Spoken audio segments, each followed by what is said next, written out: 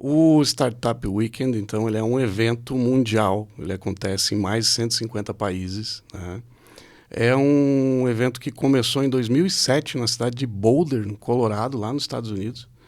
E foi desenvolvido um final de semana, uma galera se juntou para conversar sobre ideias de empresas. E Estados Unidos, né? Vale do Silício e tal. Então, isso... É onde tudo acontece, Onde né? tudo acontece.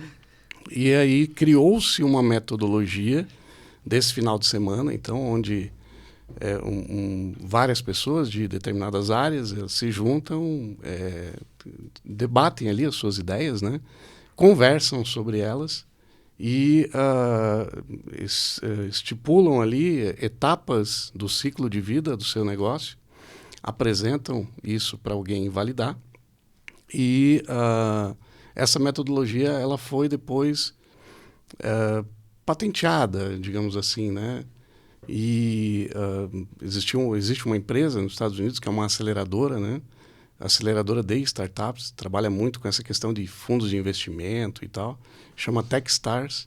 Em 2015 a Techstars comprou então o direito ali sobre o SW, né? Startup Weekend.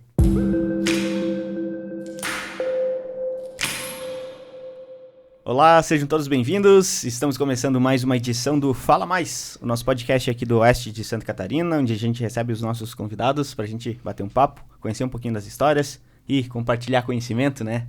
Por que não? O Fala Mais que é um oferecimento da Cicobi Valcred Sul, do Mercado Marini, da Panificadora São Pedro, também do Restaurante Ligeirinho e da Marker Engenharia. Vamos à apresentação aí do nosso convidado da semana. Isso aí, ele vem lá de Xanxerê, mas não é natural de Xanxerê, é natural de Blumenau. Nasceu em Santa Catarina, né? Catarinense, então tá tudo em casa, né? E tá conosco hoje ele que é empresário, é gerente de projetos e também founder de startups. A gente vai saber o que é isso, né? Porque eu, pelo menos, não sei. Tá conosco aqui o Clayton Westerich. Eu pedi para ele como é que pronuncia. Eu falei certo a pronúncia, pelo menos no português aqui, Clayton. Seja bem-vindo. Valeu, gente. Boa tarde aí. Todos bem? Tudo bem, Cleiton. Inclusive um sobrenome bem blumenauense, né? Totalmente. É, descendente de alemão, né? Tua família... Provavelmente. Exato. Tua família veio lá... Denuncia, né? O sobrenome denuncia. Não tem, né? Então, e nasceu num lugar propício, né? Porque Blumenau, a colonização alemã, assim, impera, né? Blumenau, né? Pergunta se eu gosto de chopp, né? A próxima pergunta Pergunta que tem na caneca, né? Não. Aí é segredo. Aqui é segredo. É isso aí. Mas, cara, bom, o Fala Mais é justamente para a gente conhecer um pouquinho, né, das pessoas que sentam aqui conversar com a gente. E o início do podcast geralmente é assim... Pra gente fazer uma contextualização, no caso você se auto-apresentar, né? Então, o Jonathan já falou brevemente aí as tuas origens, mas conta pra gente, né? Como é que o blumenauense Clayton veio parar em Xanxerê e de que forma trabalha aqui, né? Até essa palavrinha que você quer saber o conceito dela, né? A gente já vai chegar lá. Show. Então, eu vim muito cedo para Xanxerê, novo, né? Meu pai se formou na FURB como engenheiro civil e depois da formação ele veio para Xanxerê com a família, né? Voltou. O pai é natural de Xanxerê, a família toda do meu pai é de Xanxerê. E então, com 6 anos aproximadamente, eu vim para Xanxerê. Me criei lá, mas como todo jovem... xanxerense, ou acho que cidades pequenas, né? Sempre tive o sonho de ir para fora, de ir para uma cidade maior. E com 16 para 17, 18 anos mais ou menos, eu então voltei para Blumenau, voltei para a região do litoral para estudar a faculdade e tal. E fiquei muito tempo fora até que em 2022 regressei aí de volta à casa dos pais, voltando para Xanxerê já depois de uma boa bagagem, uma boa rodagem, morando em cidades grandes, morei em Brasília durante 8 anos, morei em Balneário Camboriú mais uns 11 anos, então já estou denunciando aqui a minha idade também, estou com 45 atualmente, e nessas andanças da vida, acho que eu aprendi bastante sobre negócios, sobre empresas, sobre empreendedorismo, né? Sobre liderança de equipes, como você lidera uma equipe, a gente sempre teve uma veia assim de empreendedorismo, né? A própria família tem empreendedores e tal. E quando você fala sobre empreendedorismo e fala sobre liderança, não tem muito como você desconectar uma coisa da outra, né? Elas estão muito ligadas. E aí, então, nas minhas últimos trabalhos foram justamente com gestão de equipes, gestão de projetos. Atualmente trabalho ainda na ANEEL, né, Agência Nacional de Energia Elétrica, e a gente tem uma equipe de desenvolvimento. São aproximadamente 62 colaboradores lá nessa equipe, e ela atua com a parte de software, né, desenvolvimento de software, gestão de dados e BI, né, parte de dados, para a agência, atendendo o Brasil inteiro. Então, um cara que se criou ali, cidade pequena do interior, foi para a cidade grande, aprendeu muita coisa nova, trabalhou bastante. Como se tem uma coisa que eu aprendi na cidade grande, e principalmente litoral, em Brasília mesmo, o pessoal reconhece muito o povo aqui do sul, Santa Catarina, e principalmente do oeste de Santa Catarina, como muito trabalhador. Isso é algo que, né, é marcante, todo mundo tem essa visão. E regressei então agora, 2022, para tentar trazer um pouco de volta aqui para a cidade, para Xanxerê. A gente montou então um escritório, uma aceleradora de startups, depois vou te explicar certinho o que é essa tal de startups, né? E estamos aí, cara, estamos na batalha todos os dias praticamente, segunda a segunda. O ecossistema de inovação, ele toma muito tempo da gente, ele exige bastante, né? Então a gente tá nesse ritmo e nessa tocada já desde 2022. Cara, assim, a nossa conexão é bem recente, né? E por isso veio o convite para você participar aqui do Fala Mais, porque a gente fez um podcast sem gravar, né? Exato. Pô, a gente teve uma conversa... Você devia ter gravado aqui, nessa cara. mesa aqui, que foi bem legal, e por isso que a ideia foi trazer você novamente aqui para o Oeste Mais, para a gente trocar essa ideia ao vivo, digamos assim. Perfeito. Mas... Devia ter gravado aquele, porque eu confesso que eu não sou muito bom com isso aqui. Né? A gente também, não. Mas qual que foi a conexão, né? O SW, né? O Perfeito. Startup Weekend, que vocês desenvolvem em Xanxerê. A forma como você me apresentou, desde o conceito, né, e os objetivos desse negócio todo, foi muito esclarecedor. Eu gostaria que você esclarecesse novamente. E agora, para mim, para o Jonathan, para a galera que está acompanhando, né? O que é o SW? Como é que ele veio a Xanxerê? De que forma ele chegou aqui no oeste de Santa Catarina? E quais são os objetivos dele, enfim, né? Show. O Startup Weekend, então, ele é um evento mundial. Ele acontece em mais de 150 países, né? É um evento que começou em 2007 na cidade de Boulder, no Colorado, lá nos Estados Unidos. E foi desenvolvido um final de semana, uma galera se juntou para conversar sobre ideias de empresas.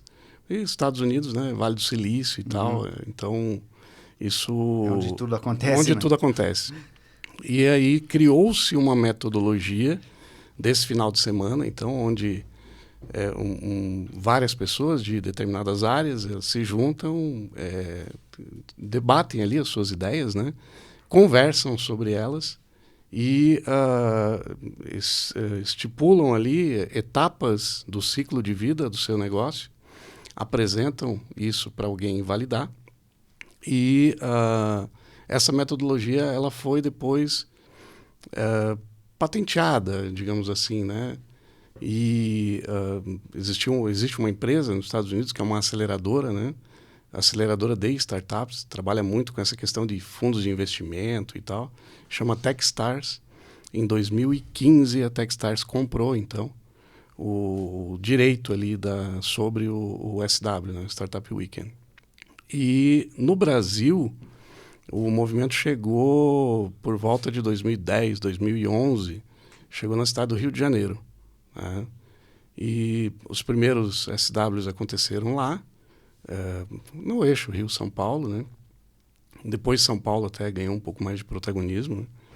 E veio para Santa Catarina, acho que agora eu vou errar aqui a data, mas para Santa Catarina, se não me engano, foi por volta ali de 2016 ou 2017. No oeste aqui, veio a princípio para Chapecó, né? Algumas pessoas lá de Chapecó, através do Gustavo Dansky, que é uma das pessoas que ajudou a trazer. Eu vou evitar falar um pouco de nomes, até para não ser Cita injusto. uns e não cita outros. Para não ser injusto com ninguém. Mas um dos caras que eu gosto, que eu quero citar, é o Gustavo, que foi um dos caras precursores aí. Veio para Xanxerê, então, e quando começou a organizar esse movimento, replicar o SW, trazer para Xanxerê, daí veio a pandemia, né? Então acabou meio que dando um intervalo ali. Em 2022 conseguiram fazer o primeiro evento. E 2022 então foi o primeiro SW de Xanxerê. Gustavo foi o coordenador, liderança, né, coordenador. 2023 então tiveram 2 edições, que aí foi com a Cris Ruff, né, ela que foi a coordenadora, a liderança. E esse ano a gente está então agora fazendo a 4ª edição. Tentando manter aí o sucesso que foram as outras 3 edições, né? Não é fácil, é algo que eu tenho que parabenizar o pessoal que começou. Realmente organizar um evento, ele não é fácil. Organizar um evento que tem o impacto que tem um SW, ele é mais complexo ainda, né?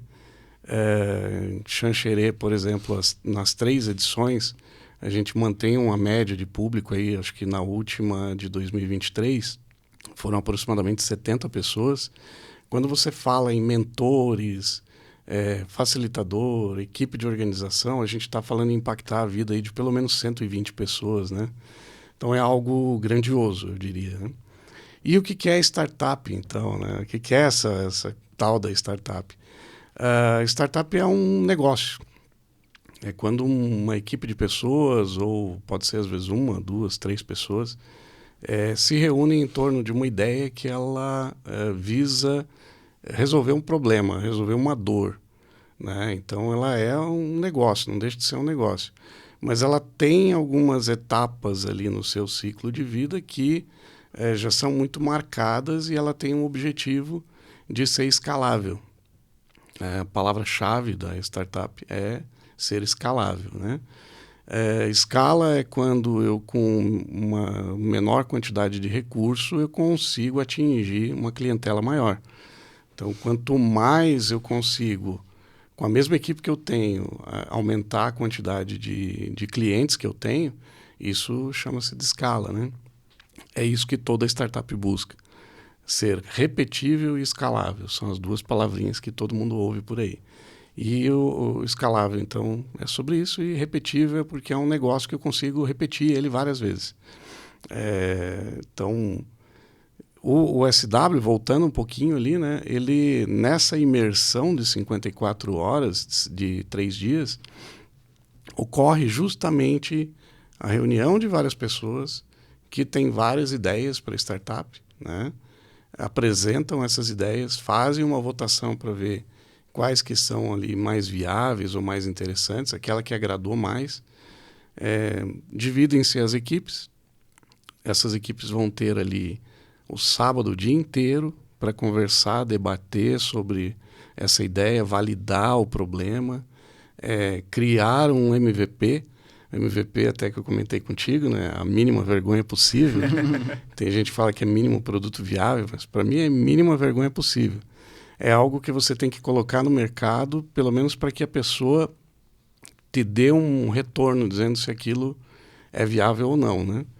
E então montou o MVP, apresenta para uma banca de jurados, que é o tal do pitch, né? O pitch é apresentado no domingo, final do dia, e depois essa ideia ela pode ou não seguir, né? E continuar. A gente tem muitos casos de startups que surgiram dentro do SW.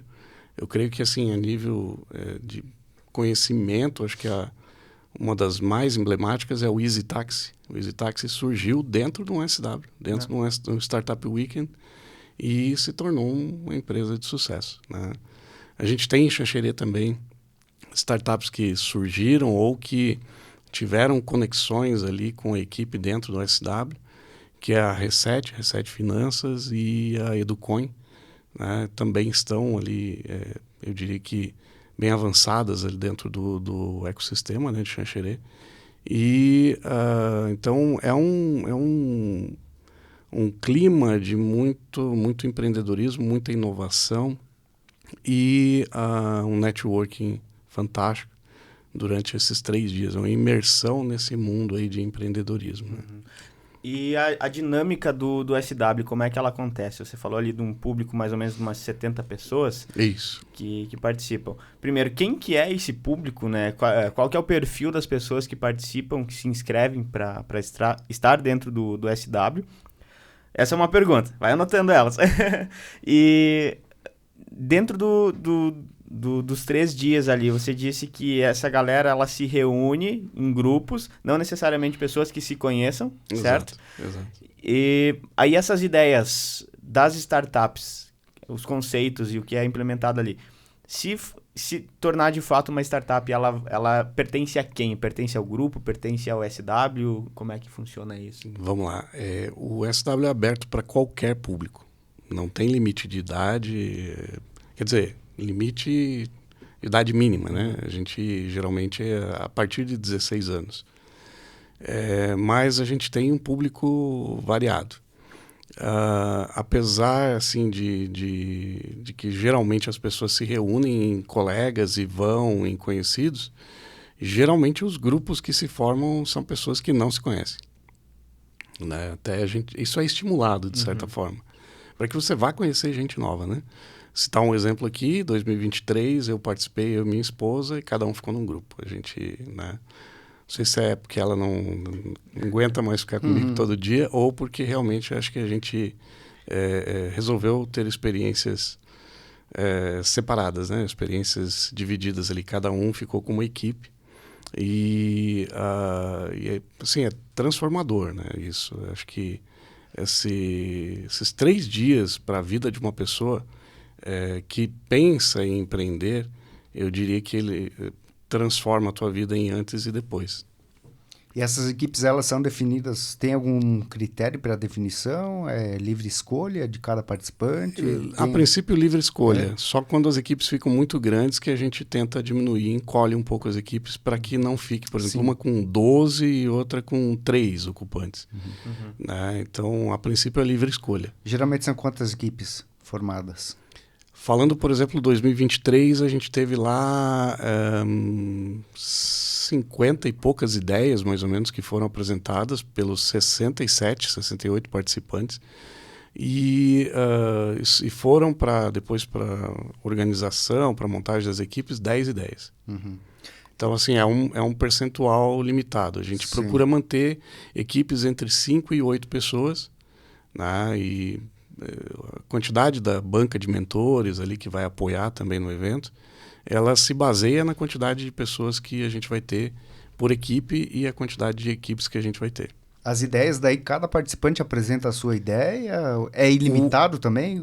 Tem obrigação de apresentar pelo menos uma? Como é que... Não tem obrigação. Obrigação é uma palavra muito forte, né? Até para o pessoal não ficar, de repente, achando que eu tenho que ir lá.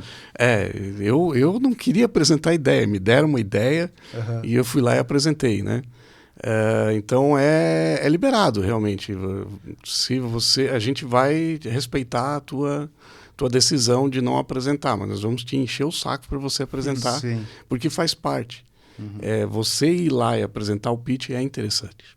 É uma das etapas, né, do processo. Então, isso é importante. E as escolhas, você falou ali que foram dezenas de ideias e foram escolhidas 10. Isso. É uma votação? É por critérios de... Cada pessoa recebe ali, não sei se vai ser dessa mesma forma esse ano, porque não tem uma regra tão rígida assim.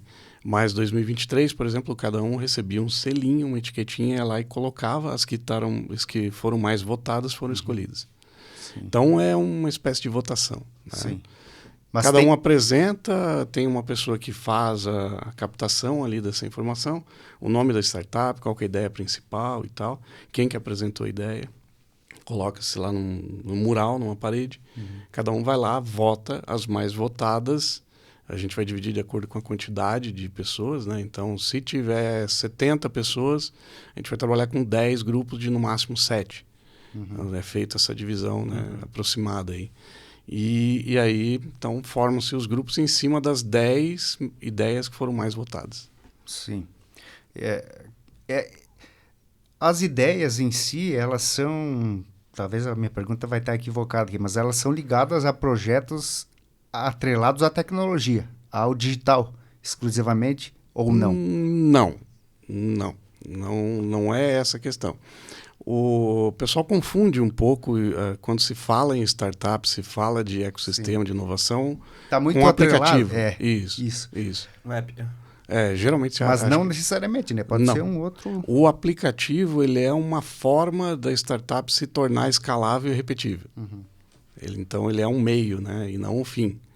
Quando a gente fala em ter um app para alguma coisa, é justamente para que eu consiga escalar. Né? Se eu tiver desenvolver uma solução que eu preciso ir no meu cliente, instalar essa solução no meu cliente, eu perco escala. Porque daí eu tenho que ficar aumentando a minha equipe de vendedores. Sim. Né? Então, o que eu faço? Eu crio um aplicativo, crio uma solução que funciona aberta, né, para todo mundo. Para que a pessoa mesmo faça. Exatamente. Que ela mesmo baixe um aplicativo ou entre num site e resolva seu problema por lá. Aí, nesse caso, é o que dá escala, né? Mas não necessariamente é obrigatório que seja digital. É importante que isso seja realmente, porque senão a pessoa pensa, bom, eu não entendo nada de tecnologia, o que eu vou fazer lá, né? Existem 3 públicos assim, básicos que vão para um SW. Os desenvolvedores, né, que é o pessoal que trabalha mesmo com, de fato, desenvolvendo tecnologia. Com a TI, né? Com a TI, com desenvolvimento de software, desenvolvimento de site e tal. Tem o pessoal do marketing, né, publicidade, propaganda, design, exato. Toda essa questão mais orientada para divulgação do produto, né? E tem o pessoal de negócio, que são os caras que trabalham com administração, tanto do financeiro quanto das equipes, administração geral da equipe, né? Que daí entra aquelas sopa de letrinha, CEO, CTO, CFO, né? Então, essa equipe é o de negócio. Ali entra o comercial também, né? Também está vinculado ao negócio. Então, são esses 3 públicos principais que participam. Então, nem sempre, você não precisa saber desenvolver um aplicativo para ir para um SW. Não precisa ser necessariamente ligado à área de informática, por exemplo, né? Exato. Exatamente. E para a montagem das equipes, Cleiton, você falou ali, por exemplo, esses 3 segmentos, tem essa preocupação, então, para que não se concentre, por exemplo, uma equipe só com desenvolvedores de informática. Exato. E ali outra equipe, eventualmente, só com administradores. Exato. Para fazer essa mescla e esse balanceamento. Exato. Até porque, em geral, o desenvolvedor ele vai tentar ficar todo mundo junto. Porque os devs vão me matar aqui agora. Mas em geral é assim. Até pela afinidade Por afinidade, exato. Da conversa em si, né? Exatamente. Você vai ver um bolinho lá de gente lá conversando, são os desenvolvedores. Eu me incluo nessa, tá? Porque eu sou dessa... É a tua tribo, né? Eu sou dessa tribo. Eu vou para lá e fico no cantinho lá. Mas a gente faz esse balanceamento, tá? Até porque é importante ter eu diria que das vantagens de você participar de um SW, né, é justamente o networking. Sim. O tal do networking, que é o contato com outras pessoas, é ter o contato de outras pessoas, é conhecer pessoas novas e conhecer ideias novas, né? E para isso você não pode ficar ali na tua bolha, né? Você tem que sair para outro. Expandir, né? Exato. E aí todas as ideias em si, elas são em conceito, são como é que chama? teóricas ou alguma coisa já é praticável, já é dentro do próprio SW, já é praticado? Quando você inicia, você vai para o primeiro SW numa cidade, por exemplo, tem muita gente que chega lá sem ideia, a maioria, eu diria. Conforme você vai criando outras oportunidades de SW, você vai desenvolvendo outras equipes, isso tende ao pessoal começar a se preparar. Então, quando sabe que tem um SW, já começa, poxa, vou pensar numa ideia, já vou montar uma equipe, e já vai meio para o lado da competição. Ou, às vezes, é aquele pessoal que já está dentro da academia, dentro da faculdade, né? Pensando em desenvolver uma ideia, e aí ele vai para o SW para entender a metodologia, para partir ali do início, é o from zero to hero, né, que a gente chama. É do zero ao herói, né? Então, do início, você vai aprender como é que funciona toda essa parte até você colocar o teu negócio no mercado. E essas etapas todas, às vezes tem gente que já prefere começar a pensar antes do SW. Sim. Não é obrigatório, mas acontece. Já chega lá com um plano formatado, exato. Traçado. Exato, já, né? exato. Cleiton, tu disse ali que não precisa estar necessariamente ligado à tecnologia, uma startup. Mas, assim, quais são os principais segmentos que uma empresa pode ter, uma startup pode ter? Assim, os mais padrões, digamos assim, né? Então, não existe uma limitação hoje para startup, né? A gente tem... Falando um pouquinho agora, vendendo um pouco meu peixe, né? Como diz o outro. Não sei se é permitido, merchan? Mas à vontade, depois a gente manda o boleto. Tá. Ô, meu financeiro, ó, se liga aí. Não existe, a princípio, né? A gente tem dentro do que nós estamos desenvolvendo hoje, a gente montou a primeira aceleradora de startups. E aqui cabe um parênteses, né? De forma alguma o que já foi feito até hoje, foi muito bem feito. O que a gente vem fazendo agora é algo diferente, é algo vinculado a capital privado, né? Quando a gente fala em incubadora, a gente fala em universidade, é geralmente vinculado ao dinheiro público. Né? Por quê? Porque as pessoas que estão dentro de uma universidade, elas têm ideias, essas ideias elas são fomentadas ali por editais públicos, né? Você pega FAPESC, FINEP, o próprio Ministério de Ciência e Tecnologia, né? Então, eles fomentam o ensino e pesquisa dentro das universidades. Então, incubadora, em geral, liga-se uma ideia ou uma startup no dinheiro público. As aceleradoras, elas já ligam uma ideia, uma startup num capital privado, né? Então, elas geralmente são de capital privado também. E nós temos ali uma aceleradora, até então, se existia algum, me desculpe, mas não conhecia, não ouvi falar, mas a gente abriu uma aceleradora de startups, pré-aceleradora e aceleradora. A pré a pessoa pode chegar com a ideia, senta numa mesa dessa aqui, ou melhor, senta na cadeira, né? A mesa a gente vai usar para debater, conversar sobre o produto, ter ali insights, né? Não gosto de falar essas palavrinhas, mas são elas que temos, né? A gente vai ter ali novas visões sobre aquela ideia e montamos a mínima vergonha possível. Depois dela montada, a gente vai tentar colocar isso no mercado. Tivemos assim já ideias que chegaram lá. Teve uma startup que começou agora, vou até falar o nome aqui, Piadozap, que é uma ideia disruptiva para atender um público que tem uma dificuldade hoje com tecnologia, que são os produtores rurais. E aí você pensa que esse produtor rural, a partir do ano que vem, ele é obrigado a emitir nota eletrônica. Não pode mais emitir nota por bloco, né? E olhando para esse problema, essa dor, então o pessoal chegou lá, o Itamar, a Patrícia chegaram lá com a ideia, trouxeram, conversamos sobre isso, pensamos num produto, desenvolvemos todo o modelo de negócio, toda a questão do próprio MVP, né? E já estão, até inclusive deve estar acontecendo agora nesse momento, as primeiras emissões de nota já via totalmente digital. piada do Zap, né, tá, meio que dá já a ideia do que é. É via WhatsApp. Então, o produtor ele tem uma facilidade para lidar com o WhatsApp. Mas baixar um aplicativo, entrar no aplicativo, fazer login, senha, inserir lá um monte de informações em várias abas, que às vezes ele não consegue, é mais complicado. Você cria um fluxo, esse fluxo ele vai trazendo uma sequência lógica para o produtor, compacta isso via API, emite a nota e devolve tudo via WhatsApp. Como se fosse ele dando as informações ali e o WhatsApp já fazendo a próxima questão de forma automática. Exatamente. E fornecendo os dados. Exatamente. Então, esse é o tipo de ideia que está acontecendo, que a gente consegue desenvolver dentro ali da pré-aceleradora e da aceleradora.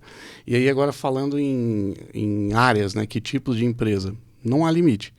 A gente tem agro, a gente tem jurídico, a gente tem área da saúde, então não tem assim um limite.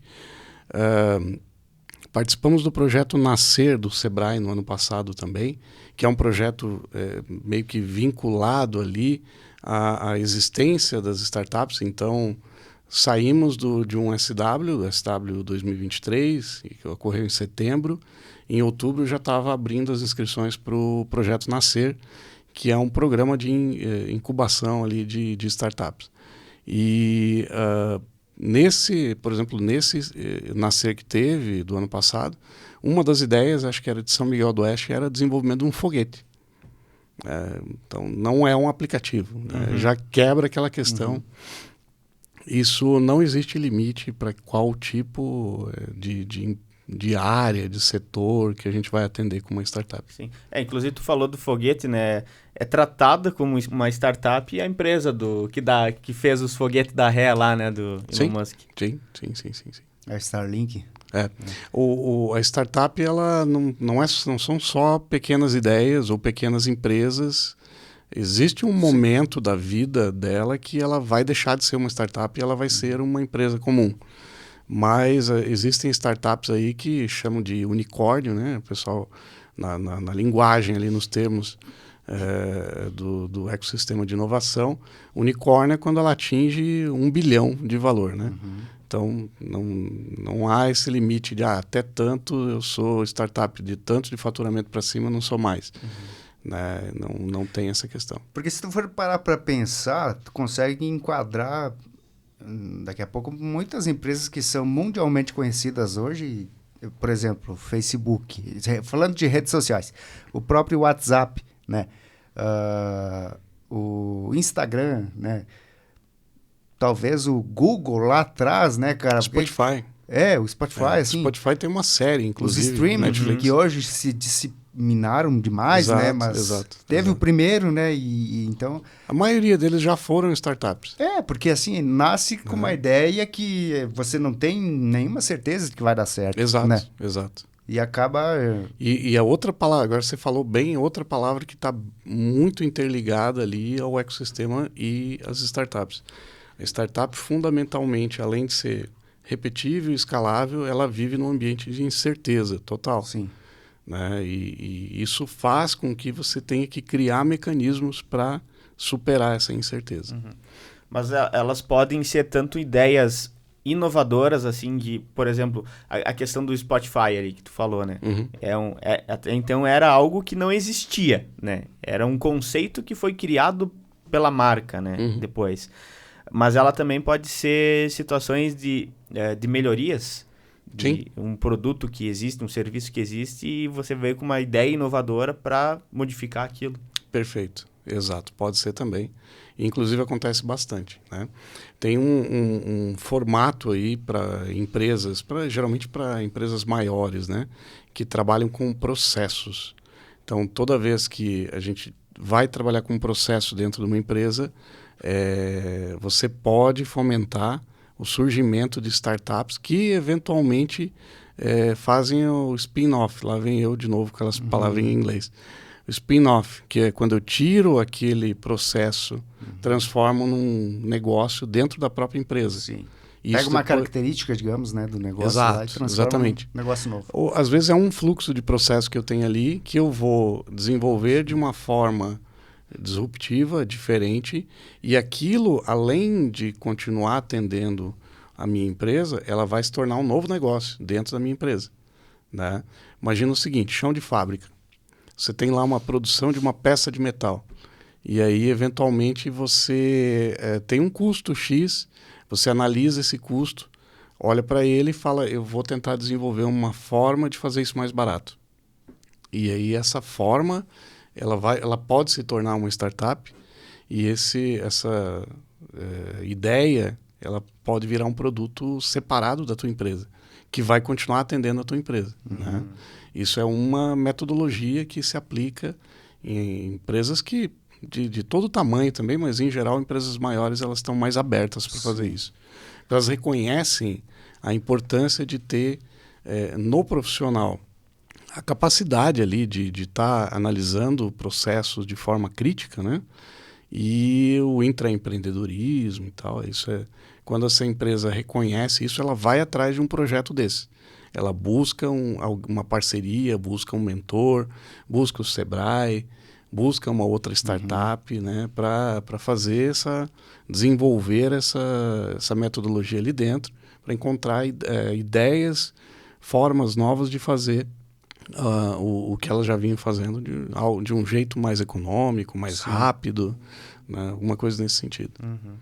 Até o conceito ali que a gente conversou na outra oportunidade, né, sobre o empreendedorismo, ser empreendedor e ser empresário, né, de que tu disse, o intraempreendedorismo, né, de você ter um negócio, mas, ou fazer parte de um negócio como colaborador, você pode estar ali empreendendo num negócio que nem é teu, né. Você pode ter Exato. essa característica empreendedora, mesmo trabalhando prestando um serviço para uma empresa que não seja sua. Sim. E voltando a falar do SW, né, que é o evento. Isso. Tá, beleza. Formam-se os grupos, debatem-se as ideias, mas aí como é que funciona o financiamento, digamos assim, das ideias? Dentro do próprio grupo se estabelecem critérios para que os participantes do grupo ali vão buscar investidores mais adiante, se vê que a ideia é frutífera? Como é que é? Dentro do SW, geralmente isso fica um pouco afastado, né? Tanto que, por exemplo, a própria Techstars, ela pede que a gente não coloque premiação em dinheiro, tem algumas questões assim que no final do evento as startups que ficarem ali, as ideias que forem escolhidas como vencedor, primeiro, segundo, terceiro e menção honrosa, né? Elas são, como é que eu vou dizer, a gente incentiva que ela vá para um outro projeto.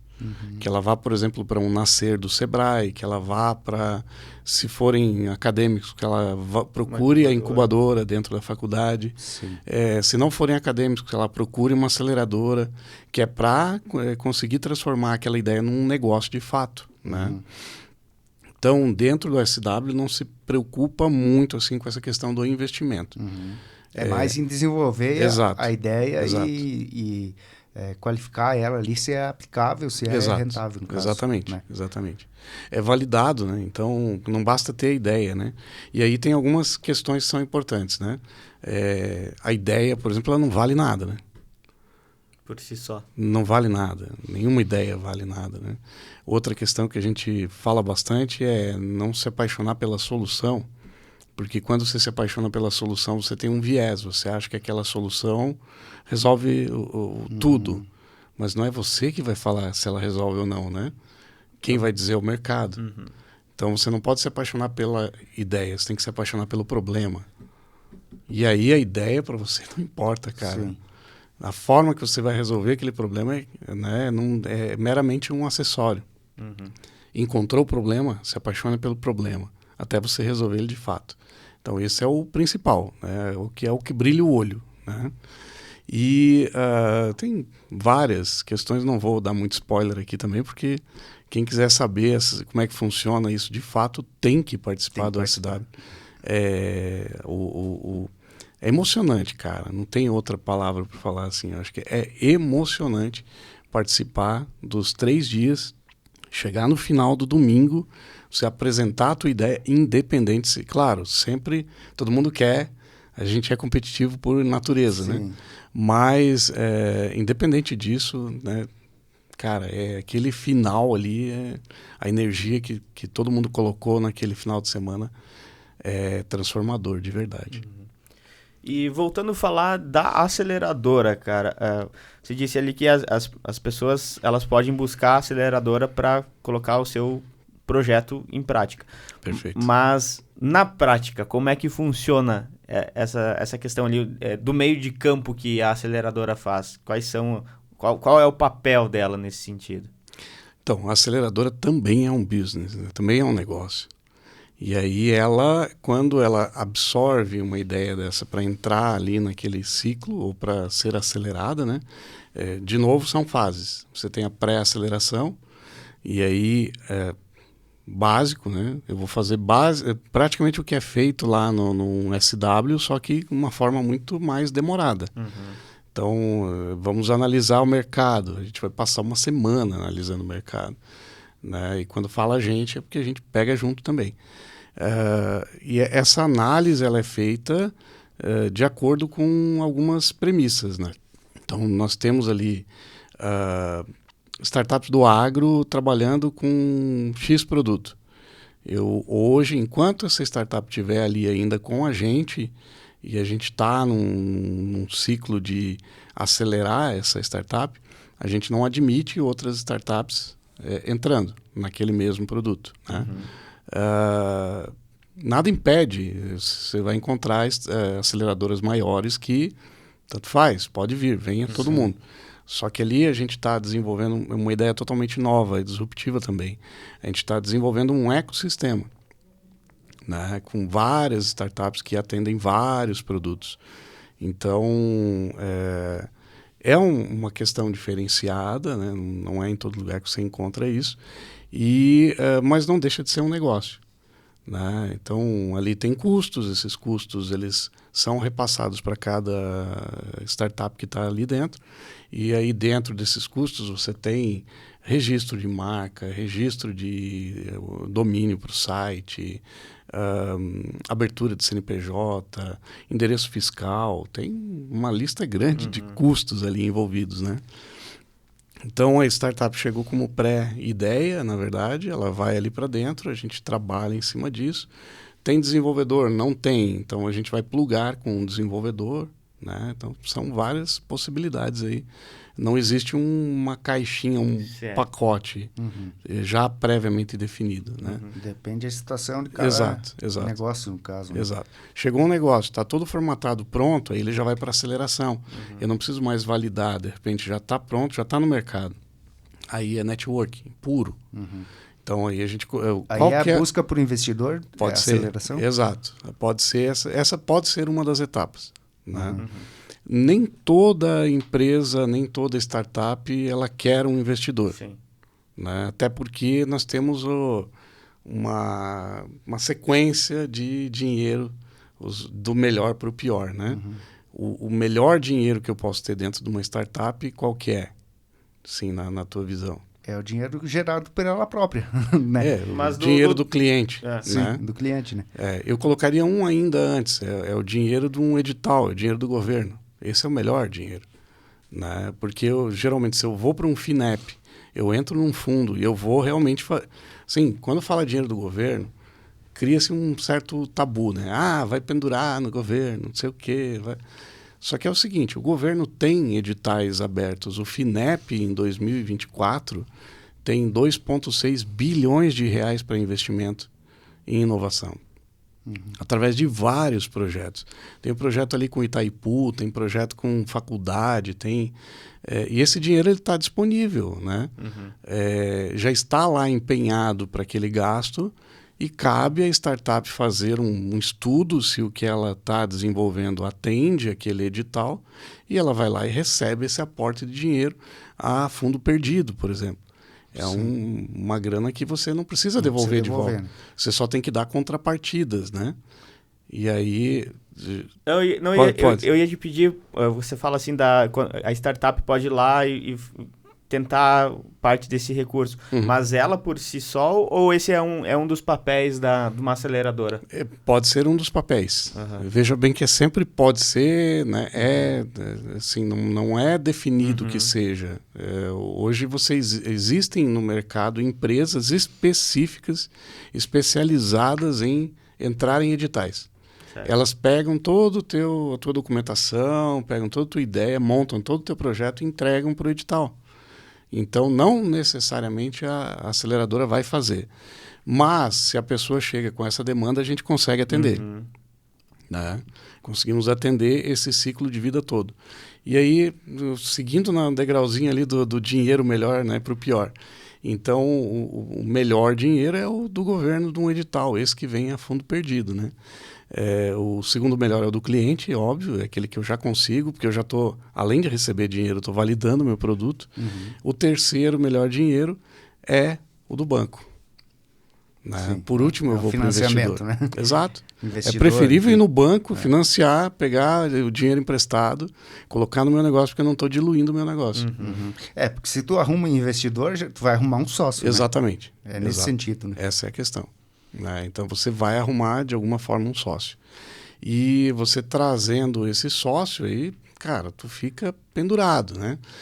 Aí já pode dar conflito de ideia. Já, exato. Tudo vai depender de percentual. Vai estar o dinheiro em jogo, né? Ou ele de repente vai chegar com a maior parte do financeiro. Exato. Né? Querendo ou não, no final vai pesar. Exatamente. Nem sempre é um Shark Tank lá. Sim, pois é. O cara chega lá, um semenzato da vida e né, injeta lá 1,5 milhão, 2 milhões. Nem sempre é assim. Geralmente, por trás do fundo de investimento, existem várias empresas que estão injetando dinheiro. O fundo de investimentos, ele só escolhe qual que ele vai aportar, fazer o aporte. Sim. Então, para a startup que está iniciando, o ideal é tentar validar primeiro com o menor custo possível. Né? Então, a mínima vergonha possível, ela está atrelada ao menor custo possível. Tem que andar junto, isso. Sim. De alguma forma, você não pode gastar dinheiro. Você tem que tentar ao máximo segurar os custos, né? E isso a gente está o tempo todo ali cortando, puxando, tirando, né? E espremendo para que realmente não tenha, não extrapole, né? Outra questão eu não vou desenvolver todo o meu produto antes de eu saber que o mercado quer o meu produto. Certo. Né? Senão você imagina eu começo um desenvolvimento, estou ali fazendo o produto todo, quero deixar ele o mais perfeito possível para colocar no mercado. Esse é um grande erro. Nem posso falar muito, porque já fui muito de fazer isso. Quando a gente é muito perfeccionista, a gente quer entregar o melhor, né? E tem uma frase que, apesar de eu não gostar, eu concordo com ela, que é o ótimo é inimigo do bom. Então, eu não gosto dessa frase, porque quando Tem outra que eu também não gosto, mas eu até concordo, que é antes feito do que perfeito. Exatamente, exato. O ótimo inimigo do bom, ele às vezes ele te dá um relaxamento para você não correr atrás do ótimo. Porque aí você se contenta só com o bom e tá bom, né? Então, eu não gosto muito dessa frase, mas eu concordo com ela. Nesse meio, na parte de startup... Para situações específicas. Exato, né? Exato. Então, o ótimo é inimigo do bom, você, cara, não preciso colocar o ótimo lá. Sim. Porque, de fato, eu tenho que validar com o mercado e não uma coisa que está ali que eu acho que vai dar certo. É tipo a criança quando vai começar a andar, né? Não precisa ela dar o passinho certinho, caminhar certinho. Sim. Não, pode ir trabalhando, mas tá andando, começou, né? Exatamente. Mais ou menos nessa analogia dá para fazer também. Exatamente. Engatinhar é o maior MVP que você vai ver. Né? Engatinhar é um MVP. Ela está se deslocando. Né? Então, basicamente é isso. É por aí. Cleiton, quanto tempo existe uma previsão assim, e também é claro que deve variar de negócio para negócio e é muito relativo também, mas, por exemplo, uma média de quanto tempo vale a pena ficar insistindo no negócio, tô gastando dinheiro, gastando tempo, quebrei a cara, enfim. Como é que se mensura isso, cara? É bem complicado, né? No mundo das startups, e eu diria que até em projetos ágeis, agilidade e tal, a gente fala que é errar rápido para consertar rápido e seguir. E é outra daquelas palavrinhas que é pivotar, né? Quando você pivota é porque você está mudando aquilo tudo que você achava que era, mas não é. E aí você troca de ideia e segue outro caminho, né? O tempo ele é relativo. Ele é muito relativo, Jonathan, porque vai depender de uma série de fatores ali, né? Existem negócios que eles são mais demorados realmente de você concluir ou de você validar. E existem negócios que você tem que validar ele o mais rápido possível, porque senão você vai perder a oportunidade, né? Existem negócios que são sazonais. Daí, nesse caso, se você perdeu aquela janela, já foi. É igual você hoje querer desenvolver alguma coisa para Covid. Sim. Meio que perdeu a janela, né? Apesar de ser um tema bem complexo de falar e de tocar, muita gente perdeu, né? Pessoas aí da família e tal. Mas hoje você já teria perdido a janela. Então o tempo é relativo, vai de caso a caso, né? Mas em geral você tem que passar pela validação. Sim. E você valida mínimo 3 coisas ali na tua startup.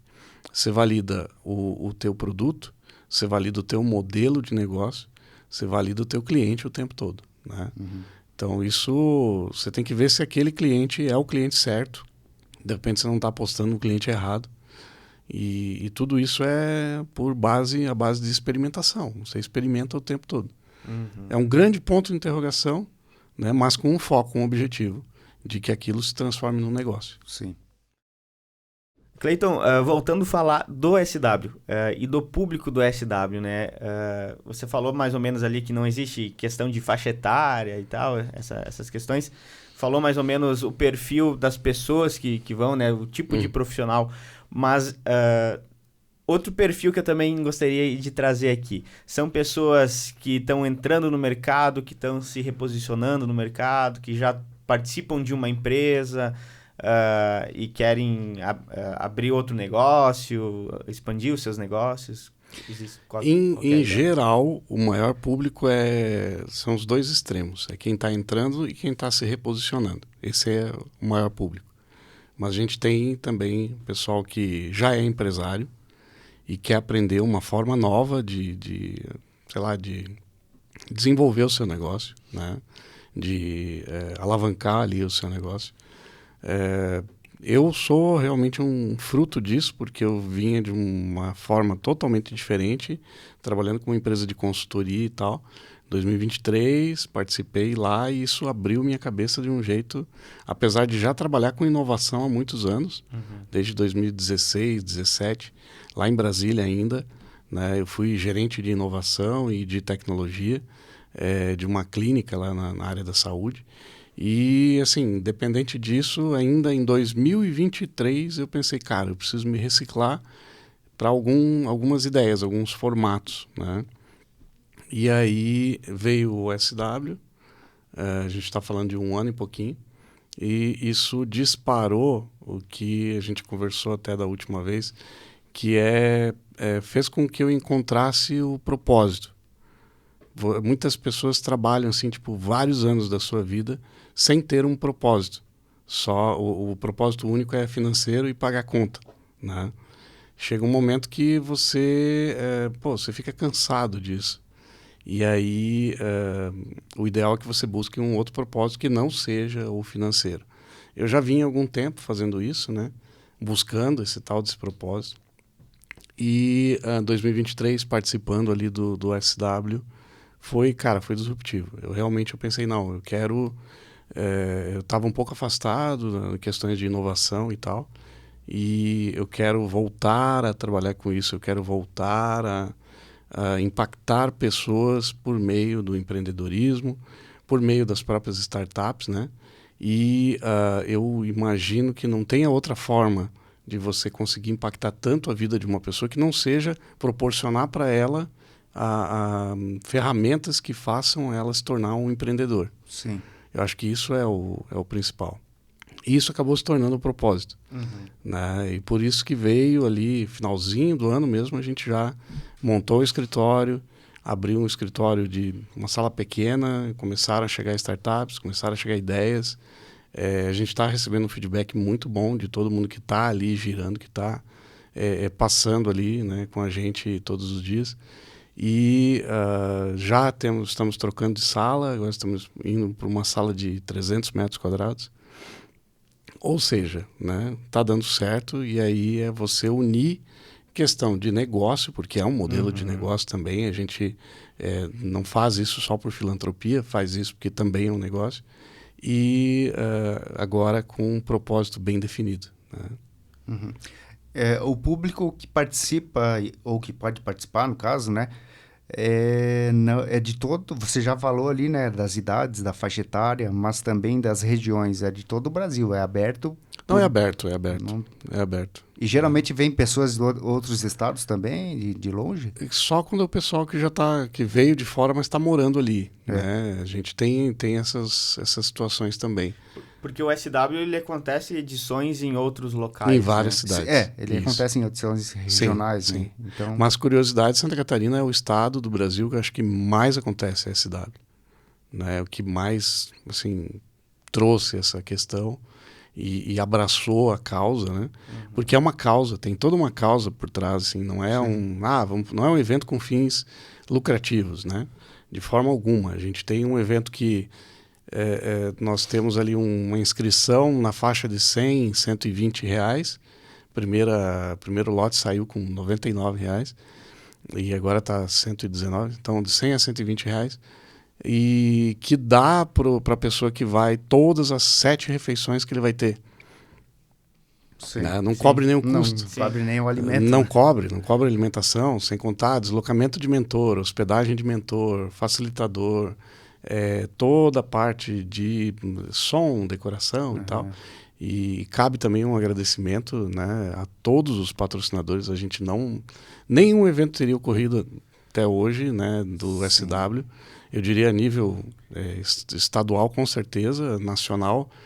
Creio que também seja assim, porque é uma premissa, né, da Techstars. Mas nenhum evento ocorreria se não tivesse o apoio dos patrocinadores, né? E aí, então é aberto, não tem assim um limite, mas ele é bem regional, né? A gente tem aqui no SW Xanxerê, o pessoal vem da região. Sim. Não costuma ter gente de muito fora, né? Cleiton, você falou lá no começo, né, que você nasceu em Blumenau, veio para Xanxerê, depois retornou, foi para outros municípios trabalhar, estudar, enfim. Voltando um pouquinho agora à parte pessoal tua, como é que foi esse processo para a escolha dessa área e como é que você foi enveredando e agarrando gosto por isso? Como é que você teve o primeiro start, digamos assim, para seguir nesse ramo? A minha formação ela é na área de TI, né? Então eu desde muito pequeno, 12, 13 anos, sempre tecnologia, computador, informática, internet quando começou, né? Lá nos modems e tal.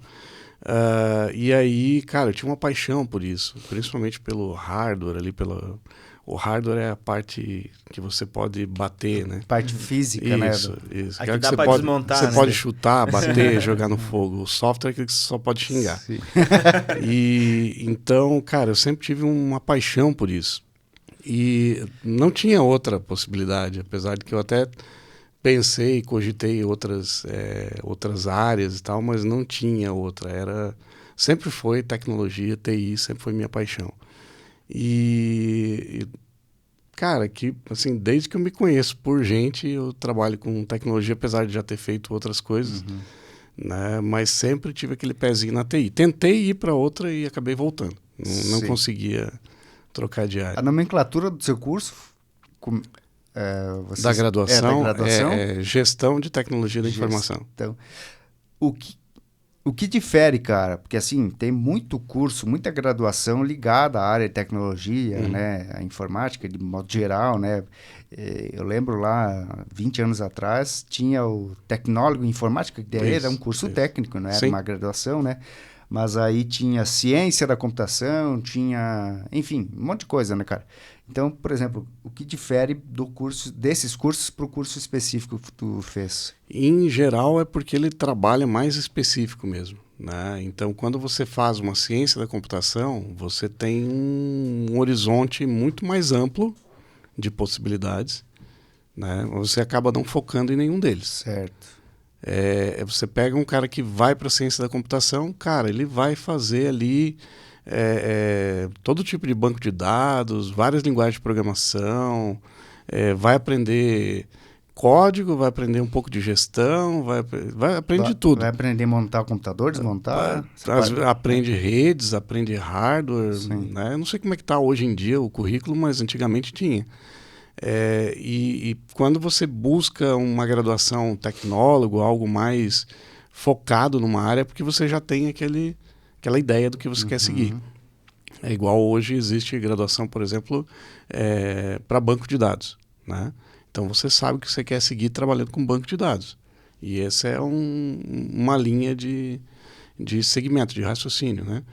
E parte de gestão eu sempre gostei, apesar de que eu tenho um lado muito forte tecnológico, muito de desenvolvimento, de infraestrutura, de nuvem e tal, segurança da informação, sempre trabalhei muito com isso.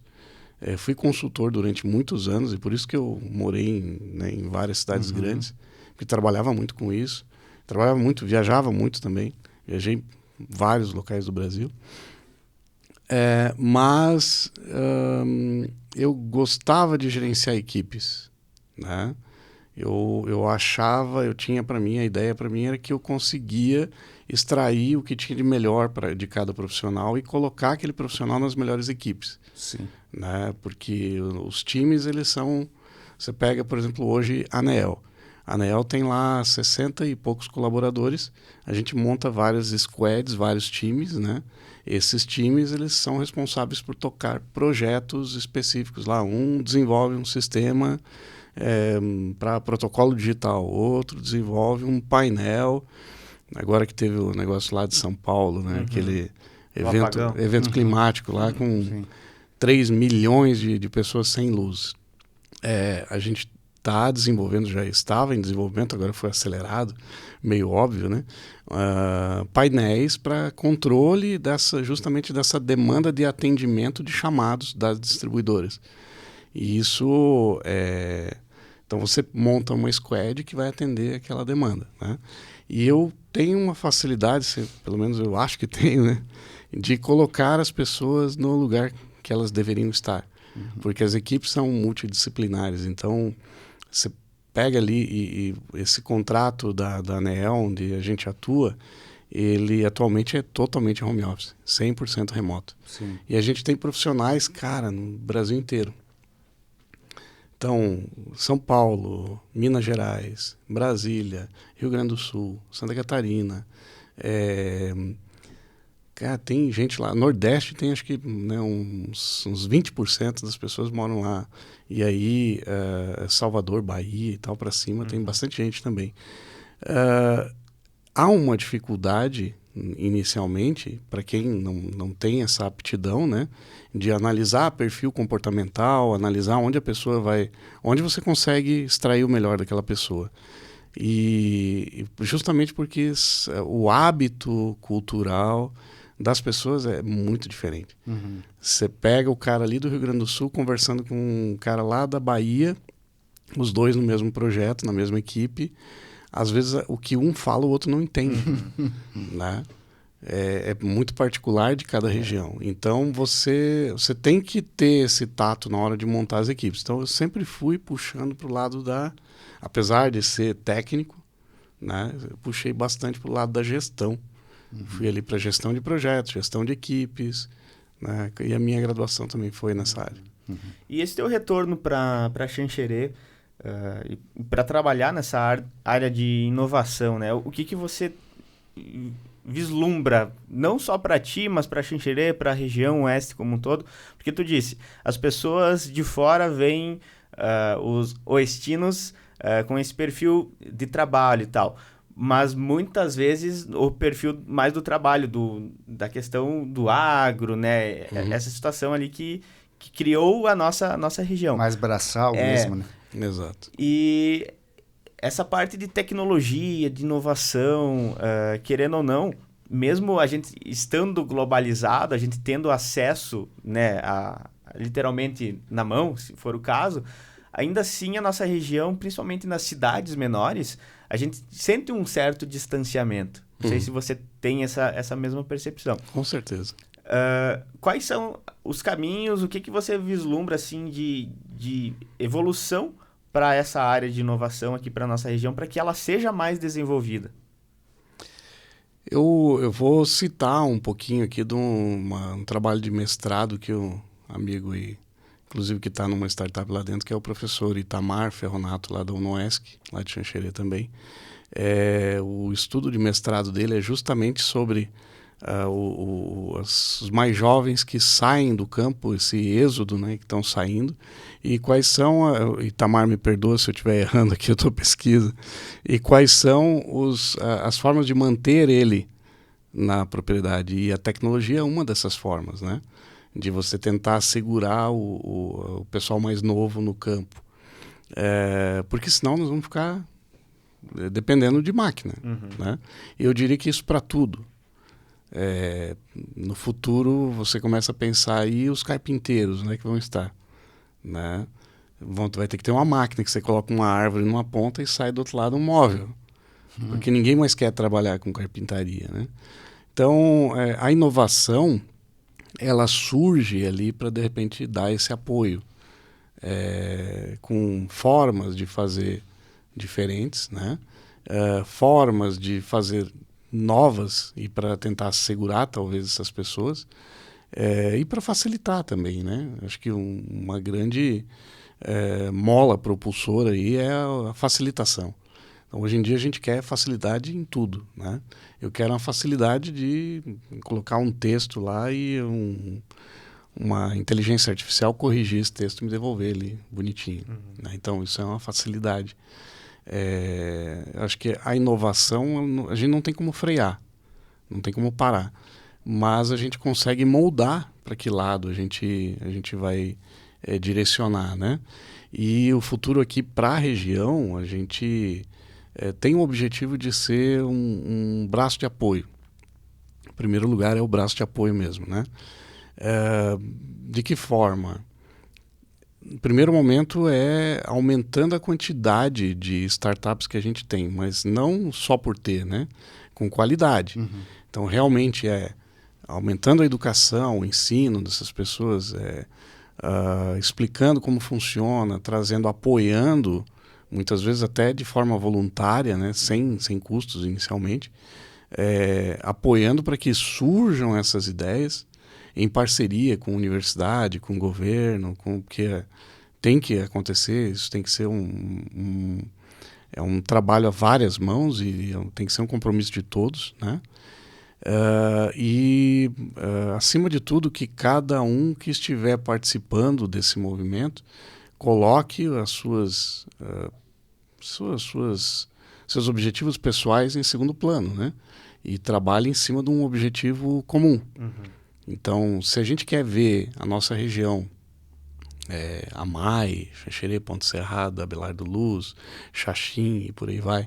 Então, se a gente quer ver essa região crescer tecnologicamente, com startups de sucesso, com ideias inovadoras que tragam coisas importantes para todos os setores, né? Desenvolver todos, mas o agro aqui é pujante, então a gente tem que falar do agro. Vide aquela startup que a gente comentou antes, que vai resolver uma dor né, latente, você imagina? Então, esse tipo de coisa a gente tem que fomentar, a gente tem que preparar o terreno para que realmente ela consiga surgir, sobreviver, né, e crescer a ponto de se tornar um grande negócio, uma grande empresa, e de repente lá na frente ser vendida, né? Então é sobre isso. A gente quer, no primeiro momento, abrir espaço para mais startups, para que venham mais ideias, em parceria sempre, o tempo todo. Então a gente vai buscar parcerias aqui, né, em Ponte Serrada. Por que não trazer cursos, trazer eventos, pessoas que tenham uma experiência naquilo, que já tenham passado por isso, né?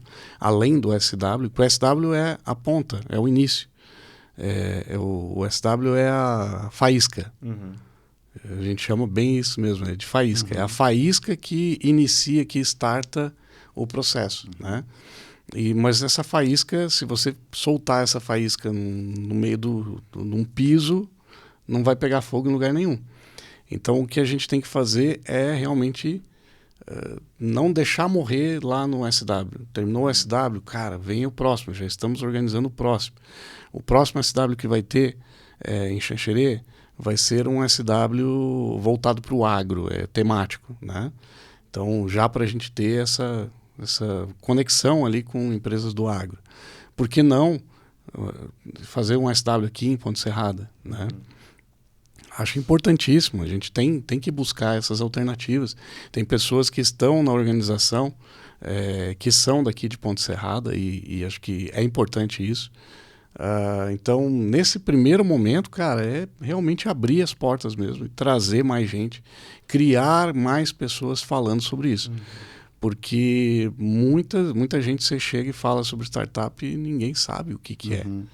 Né? Então, no primeiro momento é educação, ensino, ensinar, abrir as portas para que venham mais pessoas, mais ideias, mais startups, dar essa possibilidade, dar ferramentas para que elas consigam validar, consigam sobreviver no mercado, conectar com vários projetos e fazer o ecossistema como um todo crescer. Isso é o básico, é o que a gente tem aí de previsão para os próximos anos. Sim. Perfeito. Cara, tu falou da inteligência artificial ali, eu acho que é um tema que tá muito em voga, né? E, assim, esse eu curto. E não poderia deixar de passar em branco aqui, já que está na mesa, está no nosso podcast, alguém ligado à área de tecnologia, né? E até porque é um assunto também que gera muita polêmica, né? Vai acabar com empregos, vai extinguir profissões, enfim. E, assim, só para deixar uma pergunta minimamente clara aqui, para você devagar umas ideias, de que forma você enxerga a inteligência artificial, por exemplo, já presente no dia a dia do usuário ali da internet, da tecnologia, e se as empresas, pelo menos aqui da região, algumas já estão utilizando diretamente a inteligência artificial, de que forma elas estão sendo impactadas com o uso da ferramenta? Vamos lá. E onde você acha que vai parar isso, né? E lá pro final. A última pergunta eu nem vou responder.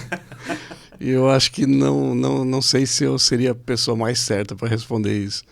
Mas talvez um especialista mesmo, um cientista de dados, alguma coisa assim. Mas vamos lá. Vou dividir em três perguntas, em 3 etapas, né, a resposta. Primeiro, sim, aqui na região já tem empresas trabalhando com isso. A inteligência artificial ela vai além do ChatGPT, né? E vamos colocar uma questão aqui bem importante, né? Inteligência artificial, a calculadora é uma inteligência artificial. Né? Então ela já existe há dezenas de anos. Na década de 60, 70 já tinha computador, então ali já era uma inteligência artificial. Quando a gente traz para o panorama de hoje, a gente está falando ali de modelos de linguagem, né? O tal do LLM, né? Aprendizado de máquina e tal. Aí inteligência artificial a grosso modo, mas assim não é só ela, única e exclusivamente. Existem vários tipos de inteligência artificial. Uma delas, que é o que mais está sendo comentado agora, o pessoal está falando, é justamente o tal dos GPTs da vida, aí, que são os modelos de linguagem. Né?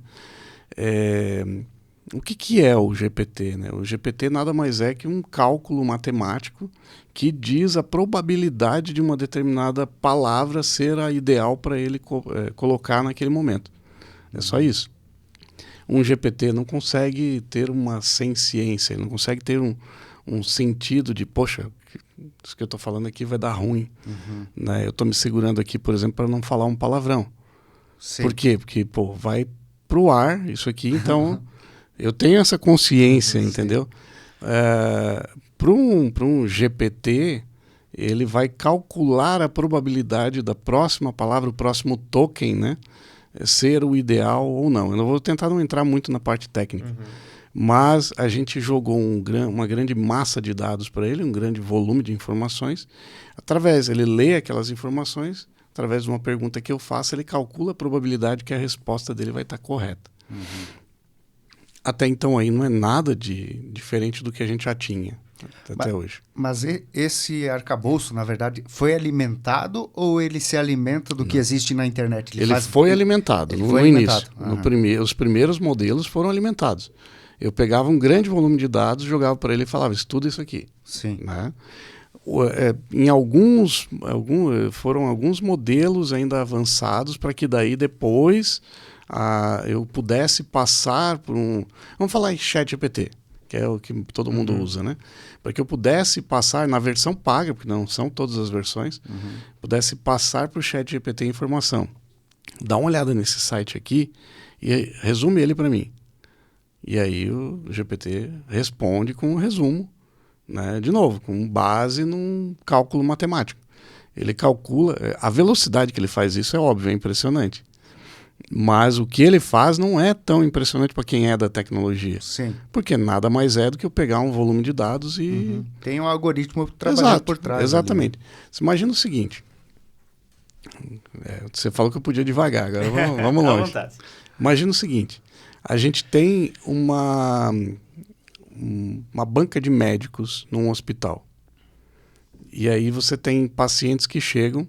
Eu pego o histórico de todos esses médicos, tudo que esses médicos decidiram até hoje em relação a tratamento clínico de um paciente oncológico, por exemplo. Eu pego esse paciente, eu trago, pego um paciente novo, eu trago aqui para um computador, eu analiso quantos anos de idade o cara tem, qual a altura, qual o peso, todas as informações que eu possa colocar sobre ele de histórico médico. Pego isso aqui e passo por uma inteligência artificial. A inteligência artificial não vai decidir qual o melhor tratamento. Ela vai simplesmente pegar aquelas características, comparar com o que tem no banco de dados e vai falar assim, tem uma pessoa lá que tem as mesmas características e passou por esse tratamento e está curada. Mas uma só é o suficiente para dizer que o tratamento é o mesmo? Não. Só que nesse banco de dados aqui eu tenho 70% dos casos das pessoas que passaram por esse tratamento com essas características tiveram um índice de cura. Né? Então, aí você começa a fazer a aplicação prática dos modelos de inteligência artificial. Né? Mas perceba que isso ainda não é uma tomada de decisão. Sim. Tem que ter um ser humano ali para ratificar aquilo. Exato, né? Exato. Aí, continuando com a divagação, né? Eu tenho um exemplo que eu gosto de usar, apesar de que nem todo mundo concorda comigo. Né? Vai ter gente aí... Abre para comentário depois o podcast embaixo. Se você quiser, a gente fecha. Eu acho que era bom. Era bom fechar. Mas vamos lá. Não, pode abrir. Eu vou mandar, inclusive, para uma pessoa que acho que ela vai comentar sobre esse ponto específico. Imagina o seguinte exemplo. É um exemplo que eu gosto muito de trabalhar, lidar com ele. Se você coloca um robô sem programação, ele só está programado para caminhar. Você coloca esse robô para caminhar e ele vai até um buraco no chão. O que você acha que ele vai fazer? Ele vai cair no buraco. Até aí, tudo certo. Eu tiro esse robô, eu solto ele na mesma direção. Eu não mexi na programação dele. O que você acha que vai fazer? Vai cair de novo. Vai cair de novo. Para mim, pelo menos para mim, a gente vai ter um nível de inteligência artificial disruptivo e realmente assustador o dia que, na segunda vez que você soltar ele parar na frente do buraco e não cair. Ou contornar, né? Já entender ali na... Exatamente. Ou pegar a impulsão para pular, né? Isso é o que diferencia, entendeu?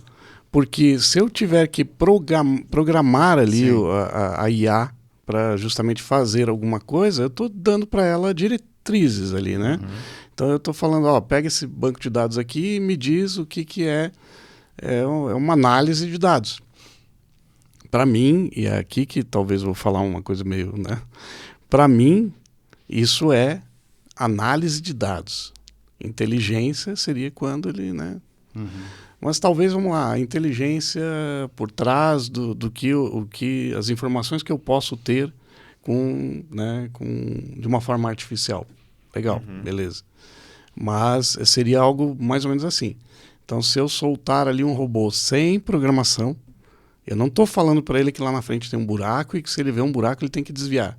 Eu simplesmente soltei ele, ele foi e caiu. Eu coloquei ele no mesmo sentido, se ele não cair, cara, aí nós temos que começar a se preocupar. É porque você disse ali na questão da análise de dados, né? Querendo ou não, é o que a gente faz, né? A gente, exato. Então, exato. A gente já citou algumas vezes as crianças como exemplo aqui.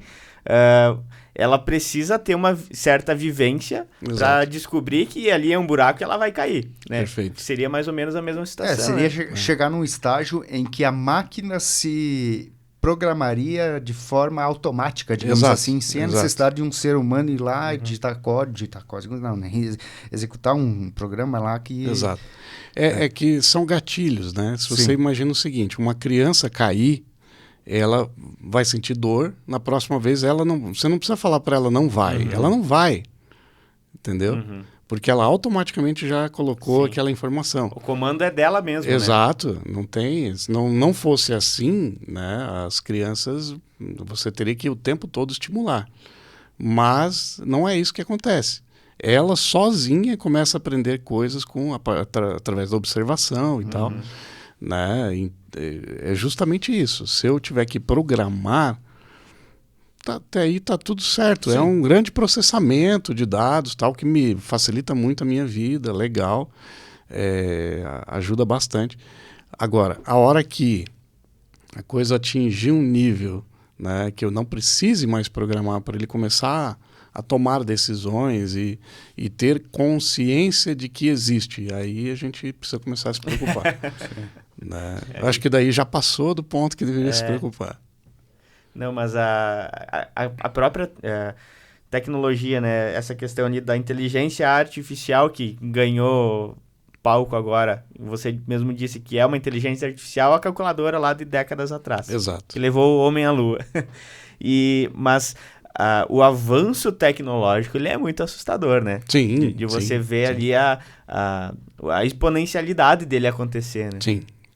Até pela a fração de tempo, né? Se você fizer uma análise assim, desde a Revolução Industrial, 150 anos, para tudo que aconteceu, né, cara, dentro desse século e meio aí, né? Para o que aconteceu nesses últimos 10 anos. Sim. É assustador, né? A curva é muito acentuada, né? Isso. E aí você acaba tendo essa dimensão, né? Talvez um pouco distorcida. Né? Pela curva ser muito acentuada, a impressão que a gente tem, é muito rápido o avanço. Mas é um avanço natural, cara. Se eu aumento, é matemática, né? De novo, eu aumento a capacidade de processamento, eu consigo fazer mais coisa, né? Eu aumento a quantidade de vias ali na BR, eu consigo admitir uma quantidade maior de carros. Então isso é meio que natural. É matemática, é natural. E a tendência é que seja cada vez mais veloz, inclusive. Exato, né? exato. Se a gente já acha que foi veloz de 20, 10 anos, 5, os últimos 5 foram mais, os próximos 5, 10 vão ser muito mais, né? Então, às vezes é isso que um pouco que assusta também, talvez né? A gente alcance um limite, que hoje nós estamos conversando sobre isso, mas de repente daqui a 2 anos atinge um limite. Pode ser que tenha um limite físico. Chega numa barreira ali. Exato.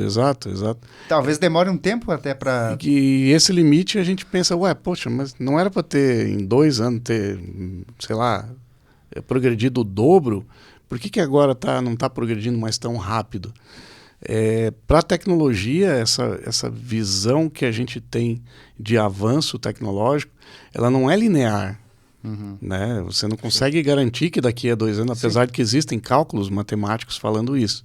Não é uma rampa no gráfico. Não é linear, né? Então, assim, se você pesquisar, você vai ver que tem cálculos falando que daqui a 383 dias, não sei o número exato, mas a inteligência artificial vai subir na escala de níveis. Né? Tem lá 5, 6 níveis e A gente está ali entre primeiro e segundo nível, então vai levar mais tantos dias para chegar no terceiro nível. No quinto nível corra que o trem tá feio. Então, assim, não dá para, pelo menos para mim, enquanto observador de tecnologia, eu não consigo ter essa certeza, porque eu já vi várias tecnologias que parece que ia ser, nossa, e não se mostraram aquilo tudo. Vi de metaverso. Sim. Metaverso é que todo mundo falou, meu Deus, o metaverso vai mudar o mundo. O cara chegou a mudar o nome da empresa para Meta, né? E não... Tudo bem que ainda vai investir mais agora e talvez vai fazer uma correção no que seria o metaverso, né? Porque você vê que foi implementado um negócio que não pegou, né? Talvez não chegou aqui pra gente, de repente pegou lá nos Estados Unidos, mas não foi aquilo tudo. Mas... E pouco acessível também, né? Exato. Até em termos financeiros, né? Um negócio exatamente. Assim, bem...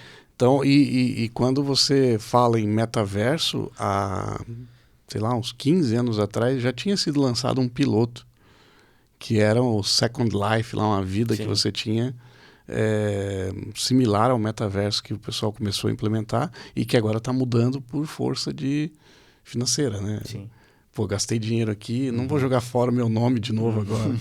Né? Vamos mudar aqui a linha e vamos por esse caminho.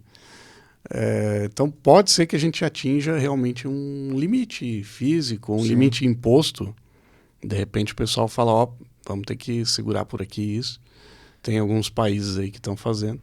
Mas eu estava num debate bem interessante outro dia em relação a isso. Será que a gente consegue conter o avanço da IA? Eu acho que não. Meio que respondendo a tua pergunta de antes. Eu acho que não, porque não existe uma lei única mundial, né? Você não consegue baixar uma determinação mundial falando, no mundo inteiro a IA, o limite é esse. Sim. A gente não sabe o que está sendo... Tem situações políticas de alguns países querendo proibir o uso e tal. Mas, cara, isso vai acontecer de alguma forma ou outra, vai acontecer. Né? E os próprios países, tem países que são inacessíveis, você não sabe o que está acontecendo lá. Sim. Então, né, nem todo lugar é aberto. Você não sabe que nível estão as inteligências artificiais em outros países. Porque não é uma só inteligência artificial, ainda bem, né, que não é uma só. Né? Então, cada empresa pode ter a sua IA, né? Basta investir bastante. Recente agora também, eu li uma matéria aí do maior investimento que foi feito em inteligência artificial, foi pelo Elon Musk, né, da Tesla. Subiu lá 100 GPUs da NVIDIA, vamos botar aqui placas de vídeo, 100 mil placas de vídeo. Em 19 dias ele instalou tudo aquilo junto para fazer o processamento de inteligência artificial. 100 mil em 19 dias. Então, e é hoje o maior cluster, o maior processamento privado no mundo inteiro. Sim. E tá aí, né, cara? Os carros autônomos, né? Que aí ligado também à Tesla, né? Ao próprio Elon Musk ali. E vai estar, eu acho que cada vez mais presente no dia a dia nosso. E que nem você falou, Cleiton, não tem como mensurar assim onde isso vai parar, cara. Não tem como. Né? Tem como. E não tem como parar, a gente não consegue mais frear. Sim. Né? Pode ser que exista um limite, como eu te falei, um limite físico daqui técnico, a pouco. Né? Técnico, físico, tecnológico. Enfim. Chegou aqui, já temos, a NVIDIA faliu, não tem mais de onde tirar a placa de vídeo. Vai ser uma limitação, né? Níveis de processamento. Exato. Acabou o petróleo, né? É algo que a gente não pensa, mas que pode acontecer, sim. Né? Então tem algumas questões assim, é igual o Bitcoin. Bitcoin há muitos anos atrás aí, meu Deus, Bitcoin e tal, blá, blá. E aí chegou-se num nível de processamento que hoje você não consegue mais minerar. Sim. Porque, né, chegou num limite físico da própria plataforma mesmo, do próprio Bitcoin, para você minerar Bitcoin. Não vamos entrar nesse assunto agora. Sim, Daria outro podcast. Dá outro podcast, a gente pode fazer. Até porque essa mineração, quando chegar no final, a gente não vai mais estar aqui, né? Porque a previsão é lá por 140, uma coisa assim, né? Ela aumenta cada 4 anos, né? Aumenta mais. Então...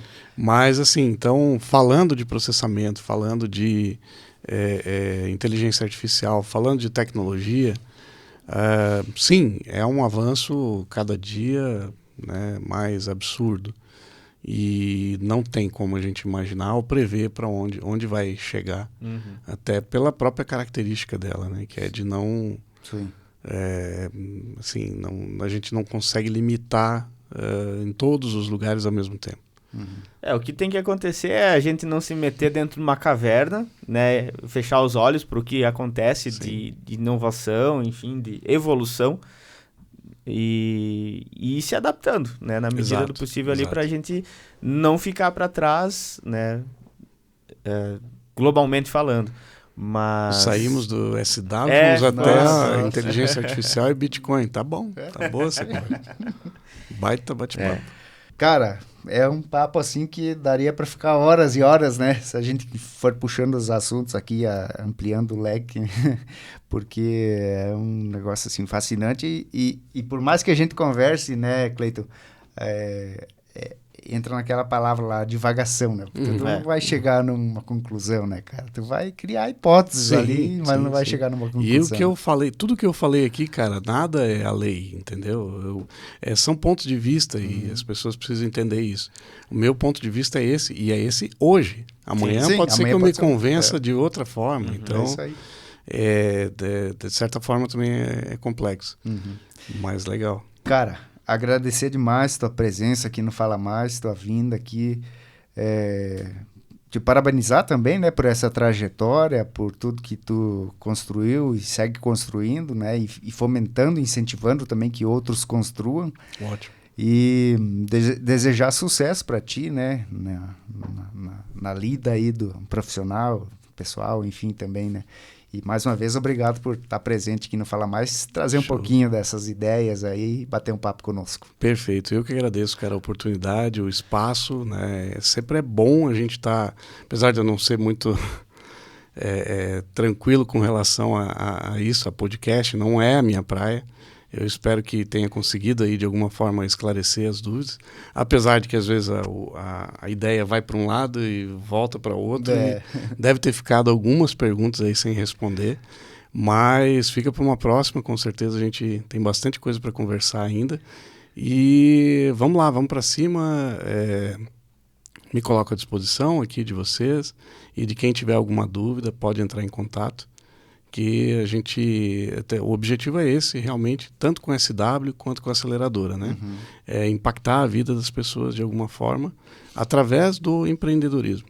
Startup é empreendedorismo, SW fomenta o empreendedorismo, então acho que a forma correta da gente impactar para que mais pessoas tenham essa oportunidade e divulguem o que é o movimento, que tenham essa possibilidade de empreender, de ter o seu sucesso profissional, pessoal, ter os seus recursos e conseguir espalhar isso. Porque todo empreendedor, eu diria a maioria, todo é muito forte, ele busca abrir o seu negócio pensando em ceder oportunidade para outros, em dar oportunidade para outras pessoas. Ninguém quer ser empreendedor, eu diria, a maioria não quer ser empreendedor solo, né? Só ele, sozinho. Então, quando você vai para o ramo do empreendimento, você abre oportunidade para outras pessoas e isso acaba se tornando um mantra, né? Mesmo que inconscientemente, talvez esse, de repente, não seja nem o propósito, mas está lá acontecendo, né? Isso mesmo. Está acontecendo esse processo. Show de bola. E só agradecer, então. Obrigadão aí. Valeu. Muito bem. Obrigado. A gente que agradece, Cleiton. Por essa conexão, né? Por a gente ter feito essa conexão. Você ter aceito o convite para vir conversar aqui, trazer um pouquinho, né, da tua experiência particular, pessoal, mas também falar sobre o SW, que nosso podcast está indo ao ar na quinta, na sexta, o SW inicia e segue durante 3 dias, né? Então, muito obrigado.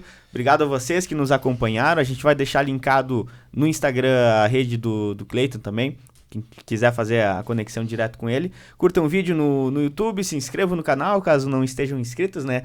Toda essa parte aí protocolar. E a gente também agradece, obviamente, as nossas marcas parceiras que ficam passando aqui, né, durante a nossa conversa, que são a Cicobi Valcredsul, Mercado Marini, a Panificadora São Pedro, o Restaurante Ligeirinho e a Marker Engenharia. Beleza, pessoal? Valeu, obrigado. A gente se vê na próxima semana.